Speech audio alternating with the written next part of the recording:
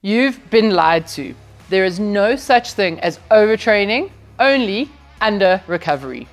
For years, runners, especially female runners, have been told that the more is better. More miles, more intensity, more pushing through fatigue. But here's the truth.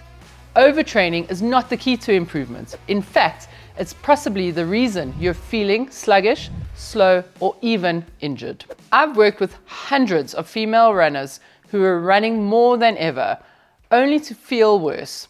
The results? Burnout, fatigue, stagnation. And the worst part, they all thought it was their fault. So let's break this down. Let's talk about why overtraining is the biggest lie in running, how it actually slows you down, and most importantly, how to train smarter instead. I had a runner come to me a while ago. Let's call her Lisa. Lisa had been running for years. She followed a plan, she put in the miles, even added speed work because she wanted to get faster. But instead of getting stronger, she started feeling weaker. Runs that used to feel easy suddenly just felt like a struggle. Her paces got slower, her legs felt heavier, and every session left her feeling more drained than ever. At first, she did what most runners do. She blamed herself. She thought, maybe I'm not working hard enough. Maybe I need to push through all of this. Doesn't that sound familiar? Lisa's biggest mistake wasn't that she was not training hard enough, it was that she was training too much. She was stuck in the overtraining loop, constantly pushing, never fully recovering, and it was destroying her progress. And when I told her she actually had to run less to prioritize recovery instead, she thought I was crazy. So this is where we need to clear something up. Overtraining doesn't just mean running 100 miles a week. For a female runner over the age of 45, overtraining can mean running too hard on your easy days, not giving your body enough time to recover, ignoring the warning signs like fatigue or poor sleep and stalled progress, and feeling mentally drained instead of feeling excited to run. The biggest lie about running is that you need to constantly push yourself to improve. That's wrong. Your body doesn't get stronger from training. It gets stronger from recovering from training. And if you're not recovering, you're not improving. So what actually happens when you train too much without enough recovery? First, your muscles don't repair enough. This could lead to potential aches and pains, but even worse, potential injuries. Secondly, you might experience increased cortisol levels. Running is a stress, and cortisol gets released, and if we don't recover enough, cortisol levels don't stabilize. And this makes fat loss even harder, and it impairs your recovery even more. Thirdly, there could be hormonal imbalances, which especially for female runners can affect your sleep, your energy, and your overall performance.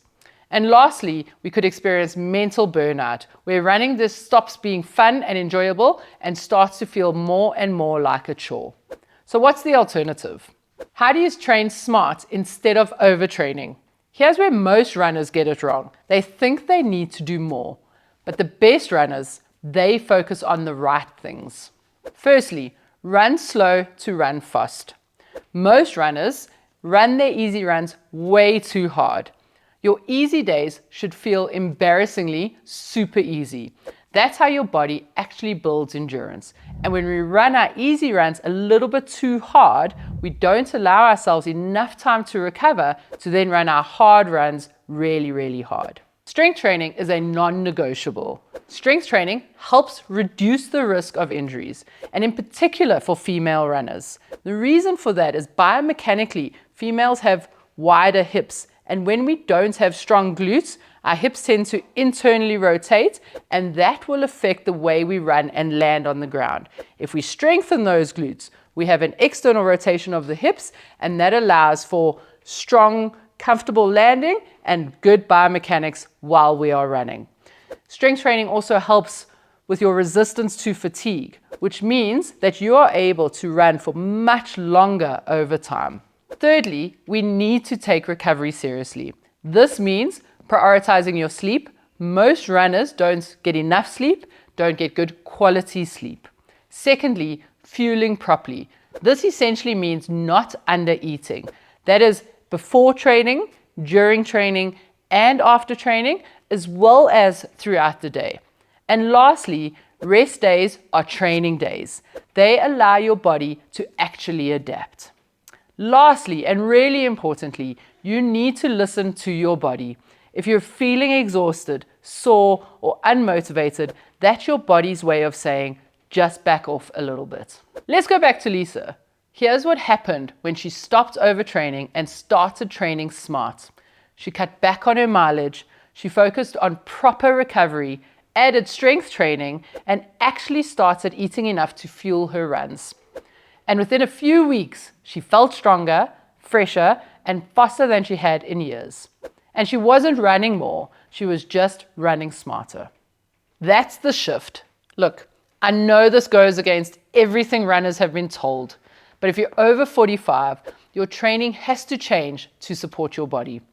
And if you're not sure where to start, that's exactly what I cover in my free Running Through Menopause Masterclass. Inside, I'll show you the biggest training mistakes that slow female runners down, how to avoid injuries and recover faster, and why mobility, strength, and smart training are the keys to running better.